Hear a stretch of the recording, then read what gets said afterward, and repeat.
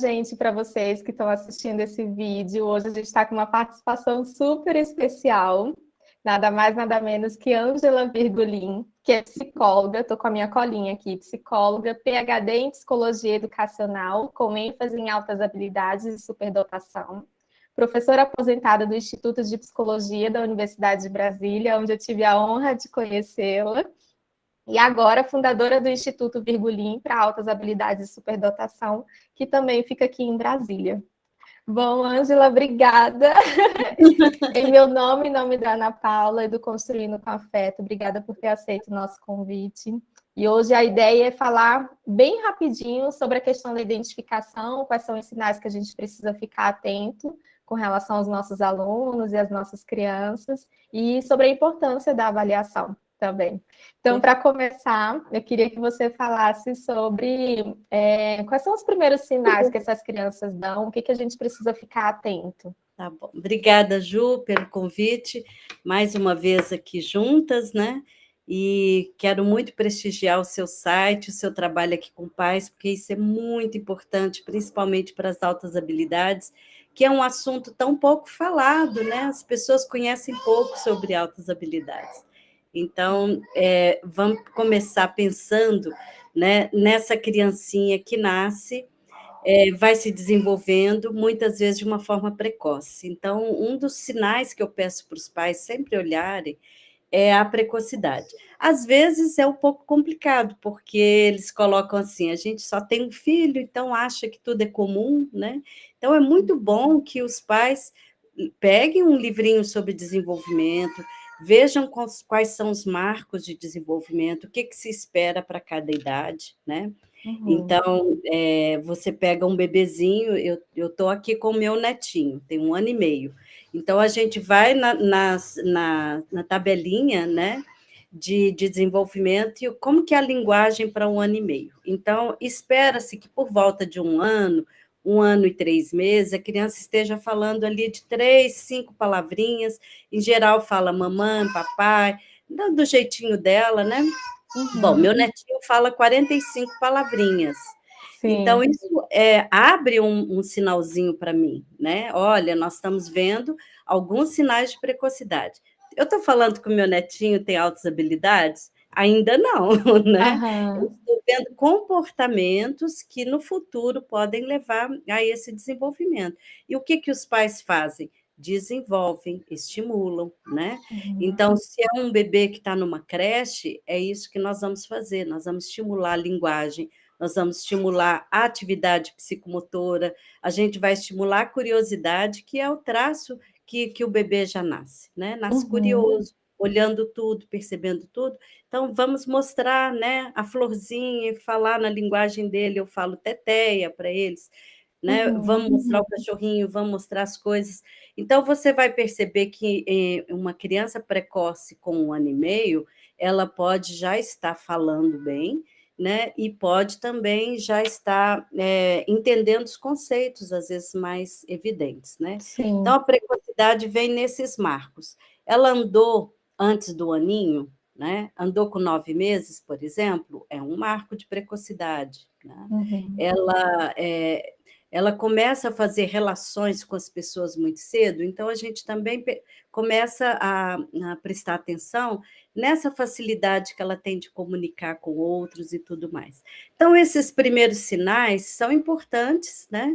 Vão dando um direcionamento, e o que nós temos com muita frequência, aparece lá no Instituto para nós também. A criança está lá com seus 2 anos e meio, 3 anos, e começa a se interessar pelas letras, e assim, o que a gente vê é a rapidez do desenvolvimento. Se foi apresentado para ela, né, os pais apresentam as letrinhas, os números, ou mesmo os professores, a criança que está preparada, ela vai perguntar, ela vai querer saber o que são aquilo, e ela mesma vai fazendo as associações, e ela começa a ler. Né? Ela não pede licença para o tradicional, né? Para o ensino, para os pais, para ela ler. E existe uma autonomia, né, Ângela?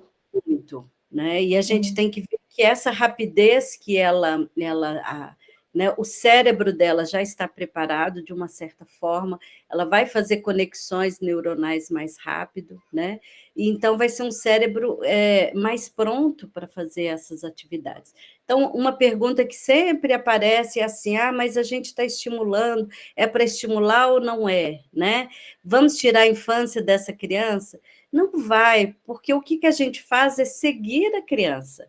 E é o contrário, se os pais colocam a criança com uma série de atividades, enchem a agenda dessa criança, sem que ela peça, aí você pode ter um estímulo, né? Como é que a gente fala? Né? Muita coisa estimulando Uma a criança. hiperestimulação, né? Hiperestimulação, isso mesmo.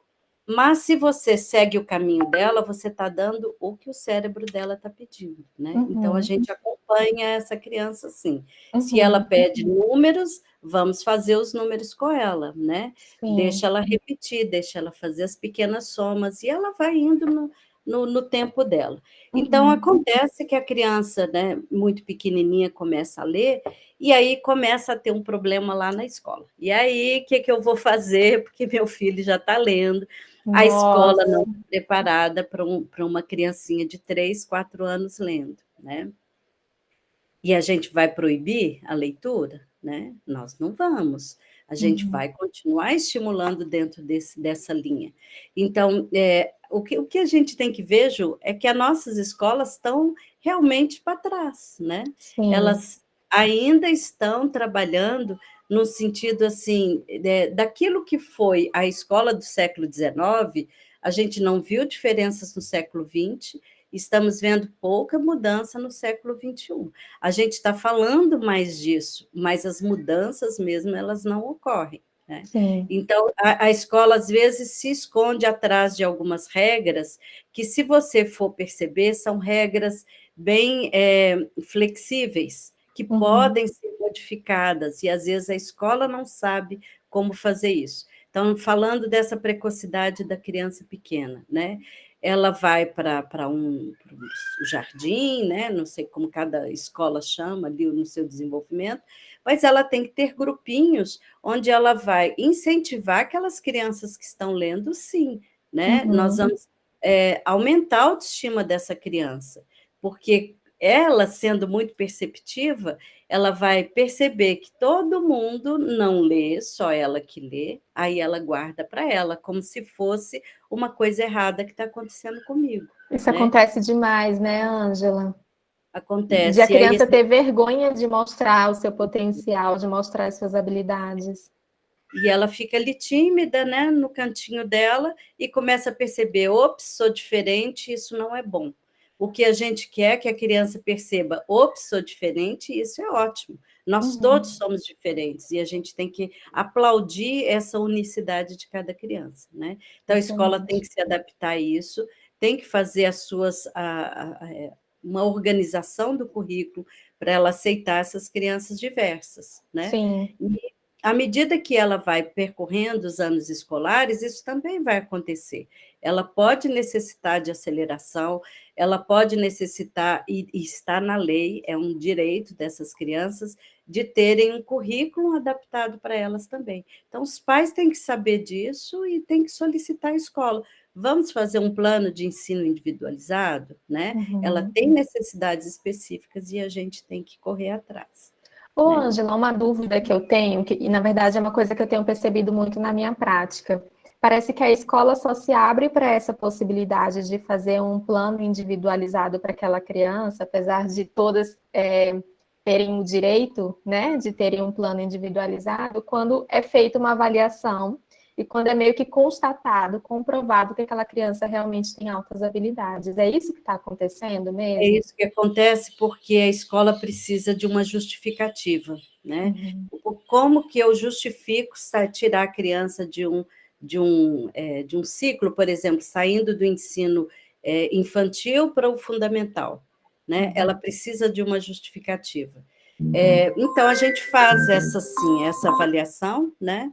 A avaliação é feita de uma forma bem tranquila, com crianças a partir de A partir de 3 anos, a gente já tem testes psicométricos para isso.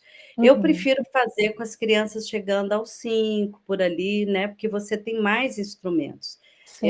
O que a gente faz com a criança pequenininha é uma observação clínica de comportamentos, escalas. A gente tem formas, sim, de avaliar, né? E fazer Uhum. um relatório, fazer um laudo, mas com testes psicométricos, a partir de 5, 6 anos, a gente faria isso com mais, com dados mais empíricos, né? Que aí a Uhum. gente tem tabelas, né? Bom, fazendo essa avaliação, eu vou olhar 3 coisas importantes, né, que segue o meu modelo teórico.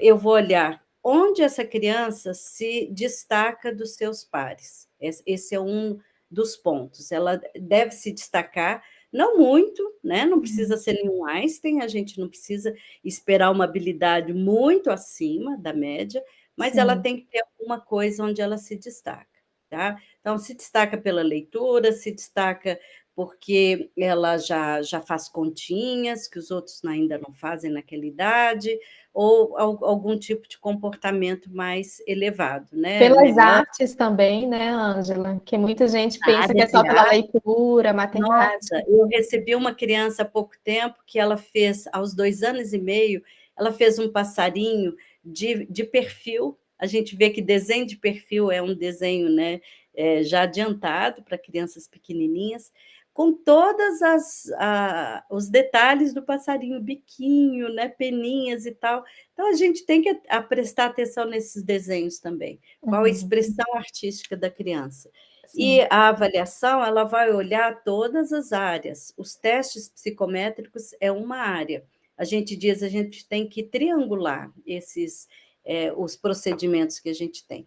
Então, Uhum. os testes, a observação clínica, as escalas, a brincadeira com os jogos, o que ela expressa por meio de várias atividades, né? Uhum. Então, nos testes eu vou olhar a parte da inteligência, né? Então, vou aplicar 2, 3 testes de inteligência, eu vou aplicar testes de criatividade, eu quero ver como que se dá a criatividade da criança, e a criatividade também não é só por testes, né? A gente tem que Uhum. fazer, às vezes, um portfólio, pegar as atividades que a criança faz naturalmente, que mostram imaginação, que mostram um pensamento original, que mostram um olhar diferenciado. E o Uhum. terceiro ponto, eu pego a motivação. O que motiva essa criança? O que faz com que ela passe várias horas do seu tempo ali naquela atividade, né? Como que ela se concentra, né? E o tipo de material que ela usa. Então, às vezes Uhum. é o jogo, às vezes que as crianças ficam muito entusiasmadas com jogos, né? Sim. Videogame, jogos de computador, né? E aí a gente olha nos jogos a velocidade, né, com que ela entende, com que ela passa de nível, com que ela vai recebendo os prêmios ali dentro do jogo, né? Tem Uhum. várias formas de olhar. O que ela faz no tempo livre dela? Quando ela chega da escola, para onde que ela vai? O que ela pede? Então, a gente faz, né, o meu laudo, por exemplo, ele vai trazendo todos esses dados, o que eu colhi nos testes psicométricos, o que eu Uhum. colhi das observações, o questionário que eu passo para os pais responderem, principalmente focalizando habilidades, o que ela faz, o que ela gosta, onde que ela é boa, né? Sim. Então, eu ressalto muito isso dentro de um laudo de altas habilidades. E com esse material, eu vou apresentar à escola e vou junto com ela, né, e nossos profissionais, Uhum. nós vamos investigar o que pode ser feito na escola para auxiliar nesse desenvolvimento, né? Uhum. Então, também é importante olhar a área emocional. Uma das coisas que a escola fala muito, né, porque eu lido muito com as questões de aceleração. Então, Sim. eles falam, mas eu não vou acelerar porque é, a criança ainda não tem uma maturidade, né? Já Aí escutei muito isso também. a gente tem que perceber o que nós estamos falando de maturidade. né? Não existe um teste para crianças pequenininhas para olhar essa maturidade emocional que a escola pede, né? Uhum. Então, nós temos que proporcionar para a criança vivências dentro do espaço escolar onde ela vai, né? Então, eu Uhum. falo muito para professores que nos perguntam, não é possível, por exemplo, a criança está aqui, isso principalmente no ensino remoto, ela assistir alguma aula, né, lá na disciplina que ela gosta muito, né, naquele Uhum. horário ela pode assistir a matemática no ano mais avançado, e ela pode ver como ela se sente, né, e da matemática ela pode ir para outra disciplina. Se for no presencial, ela pode sair, né, da sala dela e passar uma meia horinha lá na outra sala, né? Uhum. Então, a gente vai fazendo isso de uma forma bem devagar, bem respeitosa da criança, né? Uhum. E observando como que ela responde. Então, aqui a gente tem duas coisas. A criança com altas habilidades, ela está com o cérebro já preparado para isso. Então, Uhum. ela está querendo esse estímulo mais avançado que a outra série pode dar, né? Uhum. Então, ela só vai dar trabalho, né? Que os professores falam, dá trabalho na escola, é bagunceiro e tal, porque a atividade não está no nível que ela está pedindo, E né? não existe uma fórmula mágica, né, Não tem, Ângela? algumas Cada crianças criança não vai têm necessitar de dificuldades, algo. mas a grande maioria não tem, ela responde bem. E o que que a gente faz nessa aceleração? A gente convida a criança, né, para opinar sobre isso. É a criança, é Ótimo. a família e a escola. Não é uma coisa sozinha, não é da cabeça de cada um. Né? Uhum. Quando a gente faz isso no instituto, eu ainda estou observando com toda a nossa equipe. A gente tem psicólogos seguindo a criança. A gente não Uhum. larga ela lá sozinha, né? Uhum. Então, é um processo que é feito com múltiplos olhares, né? Para a gente ir observando. E não deu certo? Volta, né? Vamos Uhum. fazer de novo. Se a gente está fazendo vivências, né? A gente pode fazer dessa forma, sim. Então, o principal, observar se a criança está bem, se ela está feliz, né? A escola e qualquer outro espaço que ela venha frequentar, ela tem que estar feliz, a criança tem que estar rindo, tem que estar brincando, tem que falar, né? Eu quero Sim. mais, né, dessa atividade. E em casa também, se a criança está feliz ou ela está com uma série de dificuldades, às vezes, com relação a irmãos, com relação à separação de pais, com relação ao Covid, que está deixando as crianças, né, temerosas, inseguras. Uhum. Então, a gente vai olhando e ouvindo mais do que decidindo, né? Vamos Uhum. ouvir nossa criança, vamos ver o que está acontecendo com ela. E usar Uhum. essa sensibilidade que os pais têm, né? Que vem pelo amor que a gente tem pelas nossas crianças, né? Sim. Eu que já peguei alguns laudos seus, Ângela, uma coisa que eu acho fantástica é o quanto que você realmente faz isso que você falou, né? Você olha para a criança como um todo. É, até surge muito essa pergunta, né? Existe um QI, a avaliação de altas habilidades ainda é feito pelo QI? E eu vejo que existe isso, não é? Explica um pouco para a gente. Mas Existe existe algo sim. muito além disso. Existe o que eles chamam de ponto de corte, né? Uhum. Então, eu costumo falar, né, para os meus pais e tal, que quando a gente pega assim uma curvinha normal, e aí você tem aqui no meio a média, o que que Uhum. todo mundo faz, o que que é esperado na média. Então, uma criança que está dentro do nível de idade, o nível esperado dos pares. Então, você pega um teste psicométrico, essa média ali vai ser por exemplo, o VISC, vai te dar um QI de 100, né? Ou um Uhum. percentil acima não sei, no VISC, talvez 80 e poucos, né? Depende Uhum. isso para qual é a área que a gente está olhando, né? Mas Sim. a média ali vai ser o 50, percentil 50. Acima dos 50, eu estou saindo da média da criança, Sim. né? Então, se eu saio da média, qualquer ponto acima da média está me mostrando uma boa capacidade, um desenvolvimento superior. Fazer Uhum. um corte é difícil, porque parece que o que eu tenho muito medo, Ju, é da gente colocar um rótulo na criança e falar tem ou não tem, é ou Sim. não é inteligente. Essa aqui é. Então, imagina você comparar dois irmãos.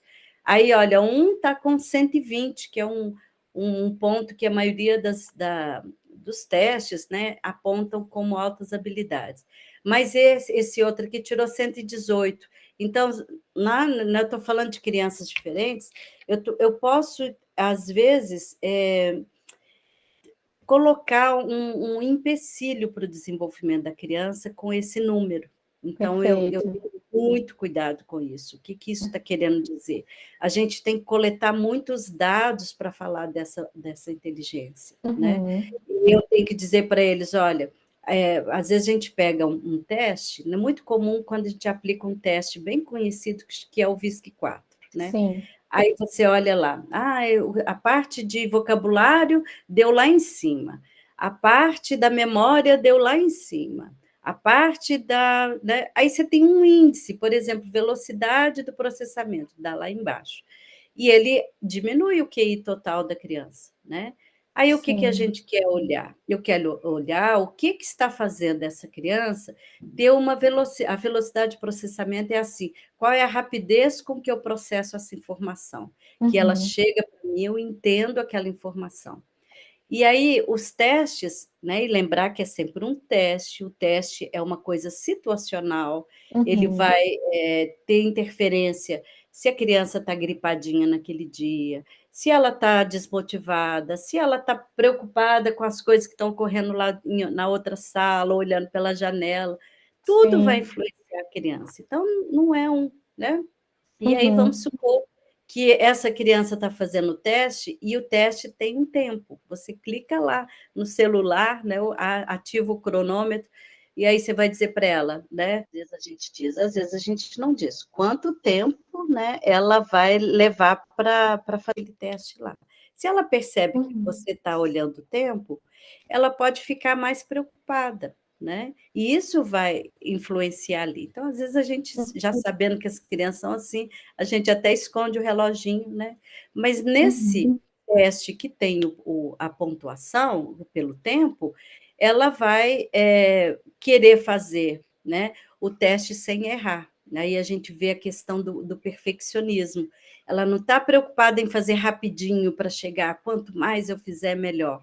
Ela está preocupada em fazer direitinho, sem nenhum erro, e aí ela tem uma velocidade de processamento menor, né? Então, Legal. se ela é perfeccionista, nós vamos ver, sim, eu não posso errar.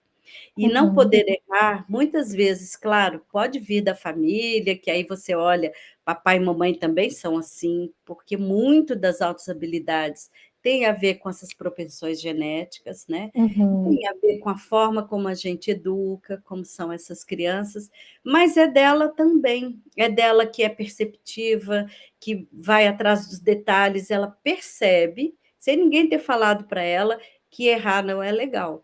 E que Uhum. quando ela erra, ou quando ela faz algo que é inadequado, ela leva uma bronca, alguém olha para ela diferente, alguém mostra, nossa, você errou aqui, né? Uhum. Outro dia eu falei isso para a mãe.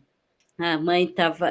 O menino fez um desenho, e o desenho foi tão cheio de detalhes, era um teste de criatividade. Ele gastou muito mais do que o tempo que ele tinha. Eu falei assim: não, hoje parece que nós só vamos ficar aqui nesse desenho, porque ele está cheio. Aí ele levantou, queria contar aquela história, e queria contar o que tinha em cada pedacinho do desenho, e escreveu. Falei, dá um título aqui. Ele escreveu lá no não sei o que tecnológico lá. Aí a mãe chegou e eu falei: olha, hoje nós tivemos uma produção maravilhosa, e mostrei para ela o desenho, né? Aí ela olhou e fez assim: você escreveu tecnológico errado, ó, tem um I aqui. Ai, acontece demais. Já está vendo de onde o nosso amiguinho aqui está dando esse perfeccionismo, né? E aí ela Sim. assustou e falou: nossa, é mesmo, né? Em vez de eu falar, eu corrigi. E aí ela voltou atrás e falou: não, é lindo o seu desenho, olha. Eu falei, pô, e fui ressaltando os aspectos. Porque Sim. outra coisa que a criança com altas habilidades percebe é quando você fala esse lindo que você não é lindo nada, você só está falando, né? Sim. Então, tem que ter razão, você tem que dizer por quê, e não é, a gente não pode ficar elogiando a inteligência da criança. Nossa, como você é inteligente. O melhor é elogiar o esforço, né? Uhum. Puxa, eu gostei, olha como você colocou toda a sua atenção aqui nesse desenho, como você concentrou para fazer isso legal, né? Muito bom, você se esforçou, né? E aí, Uhum. então, você vai mostrando para ela que aquilo que ela se esforça, aquilo que ela tenta fazer melhor, sempre sai melhor, porque senão ela Sim. fala assim, não preciso fazer nada, né? Eu sou inteligente mesmo, né? Vai dar tudo certo. Tudo que E eu aí, faço é quando muito ela é mais bom. velha, né? Há outro tipo Sim. de cobrança, né? Eu estou te ouvindo, Ângela, e já caminhando para a questão da importância de fazer essa avaliação, né, dessas crianças. Eu sempre brinco, eu sempre falo quanto que é importante a gente virar a chavinha de, claro, a gente precisa olhar para as dificuldades daquela criança, mas o quanto que é importante a gente olhar para o potencial dela também, né? O nosso olhar é o potencial. Até Sim, no meu laudo eu escrevo assim: quando há necessidade de focalizar a área de fraqueza, né, ou as dificuldades, a gente aponta soluções, mas o que eu quero aqui é focalizar isso que ela faz bem, porque é pelo potencial que a gente vai atacar as dificuldades ou os desafios, como eu gosto de falar. Se essa área, né, é mais desafiadora para você, mas você quer ser melhor nessa área, quer focalizar, né, sua atenção nisso, então a gente sim. vai junto para trabalhar essa área fraca. Mas é a forte que leva, né? É Uhum, por meio do interesse da criança, daquilo que ela quer fazer, é que a gente vai levantar esses outros índices, né? uhum. Então, pensa bem, a gente começou falando daquela criancinha pequenininha que se boicota lá na escola, né? Quando eu faço um laudo e eu vou fazer a devolutiva para os pais, eu faço questão da criança estar presente. Aí eu falo para eles Legal. assim: essa devolutiva é para o fulano, né? Porque eu já mandei para o pai, para a mãe, com antecedência, né? Meu laudo é grande, então vai Sim, já lendo li. e vamos tirar as dúvidas depois, lá na hora. Mas ali eu vou falar para ela: olha, você está vendo como deu aqui, na linguagem dela e naquilo que ela consegue entender. Você Uhum, está vendo que aqui eu tenho assim, ó, aqui estão os seus amiguinhos, e aqui está você, né? E o que, que isso significa? Então, vou focalizar duas coisas para ela nessa devolutiva. Vou focalizar que é muito bom ser esperto, olha como valeu a pena o tempo que você teve aqui, que se esforçou, né? Eu sei que você queria brincar um pouquinho, mas você estava fazendo aqui as atividades com a tia, estava tudo bem, né? Então, uhum, parabéns, porque o resultado foi muito bom. Isso está me mostrando que você tem um potencial, aí eu falo um pouquinho que é potencial, né? Você tem uma uhum. capacidade que é muito legal. Eu não falei para você que eu ia ver como seu cérebro está funcionando, e olha que eu vi aqui, seu cérebro está dizendo que você é muito esperto, né? Que você Uhum. pega as coisas assim rapidinho. Então a gente vai ali falando isso para a criança. A segunda coisa que eu vou dizer, olha, isso aqui é uma responsabilidade. Qual é a sua responsabilidade daqui para frente? É saber que você é esperto, que você vai continuar trabalhando para ser sempre esperto, né? Que você vai ter amiguinhos muitas vezes que eles podem não ser tão bons quanto você nessa área que você é muito bom. Mas se a Sim, gente olhar, a gente não tem áreas em que a gente é muito bom e outras áreas que a gente não é tão bom. Então a gente vai ter respeito por cada um do jeito que é, né? muito Mas é legal. responsabilidade sua continuar a desenvolver isso daí, né? Aí a gente também, eu sempre passo para os pais essa coisa de trabalhar com eles. Eu não sou melhor que ninguém como pessoa. Eu tenho habilidades que eu posso fazer desenvolver melhor. Eu tenho talentos em determinadas áreas, em outras áreas não. Uhum. Colocando isso em perspectiva, a gente vai trabalhar para a criança não ficar, né, de narizinho empinado, né, arrogante, achando que eu sou melhor do que o outro.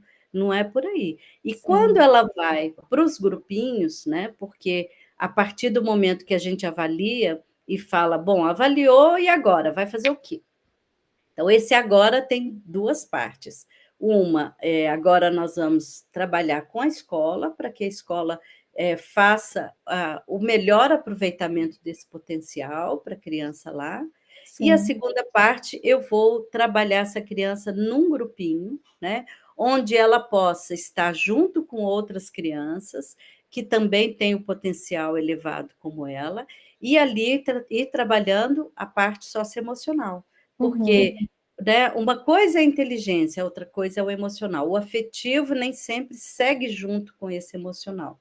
Então, você tem criança que não aceita perder, que não aceita que o outro é melhor do que ela em determinado assunto ou Sim. determinada atividade. Então, é ali no grupo que a gente regula essas coisas, né? Uhum. Então, nossos grupinhos são sempre seguidos pelo psicólogo, pelo psicopedagogo, sempre com esse olhar, né, de trazendo esse balanço para a criança, esse equilíbrio, né, para Uhum. que ela e também para que ela não saia dali da avaliação e pronto, né, não tenho nada Uhum. para fazer. Não, aí é que começa, né, o nosso trabalho. Com certeza.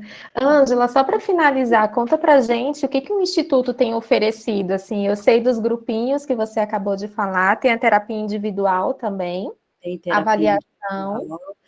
Normalmente entra-se com avaliação. Se a criança não foi avaliada, a gente tem a equipe de neuropsicólogos, né, que Uhum. fazem a avaliação.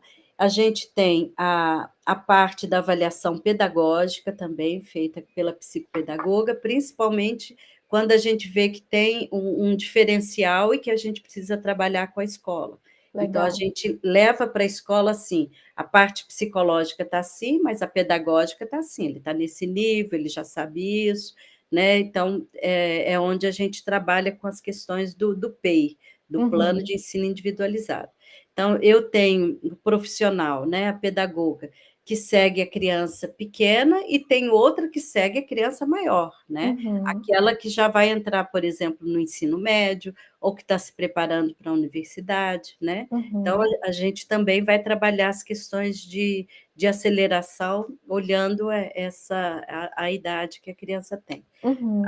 Não, eu falo muito da aceleração, mas é adequação curricular, né? Sim. Que às vezes não é uma aceleração de série, mas é um trabalho feito dentro da escola para adaptar o currículo a ela. Uhum. A gente tem a parte dos grupos, né? Nossos grupinhos também se dividem. O grupinho que vai desenvolver mais o aspecto socioemocional e o grupo que vai desenvolver mais os aspectos pedagógicos, né? Que Uhum. é essa estimulação mesmo das potencialidades da criança. Então, a gente Uhum. já tem que ter uma ideia do que ela gosta, do que ela faz bem, né? E essa estimulação é feita muito por jogos e por desafios pedagógicos também, né? Uhum. A parte dos psicólogos, né? A terapia, a gente tem psicólogos em linhas diversas ali. E agora, né, a grande novidade do Instituto é que nós alugamos uma chácara pequenininha, Estou sabendo mais dessa linda, novidade. que é bem pertinho aqui do CA, do Lago Norte, aqui em Brasília. E essa chácara é onde a gente vai desenvolver os aspectos da psicomotricidade, os aspectos principalmente, né, oh, meu Deus, da parte artística da criança, né? Sim. Então, ter um espaço para ela desenvolver as coisas artísticas também. E a gente tem um atendimento, que eu esqueci de falar dele, né? Que nós atendemos crianças com dupla condição, né? Uhum. Então, uma das coisas que a gente faz é com a psicomotricista, que é específica para a área, por exemplo, das crianças que têm altas habilidades ITEA ou têm altas Uhum. habilidades TDAH, né? Que são os que Uhum. aparecem comumente. E tem também duas nutricionistas que trabalham a questão de seletividade alimentar, né? Legal. Então, a criança é indicada para um TO, por exemplo, a gente indica, né, para a parte da TO, e dentro do Instituto a gente faz a seletividade alimentar, trabalha a Uhum. seletividade alimentar. Tem Então, o curso Papais, não podemos esquecer. né, tem o curso Papais, que é específico para os pais, e tem o curso Pipocas, que é o específico para os profissionais. Que eu O fiz, Pipocas maravilhoso, indico é para todos.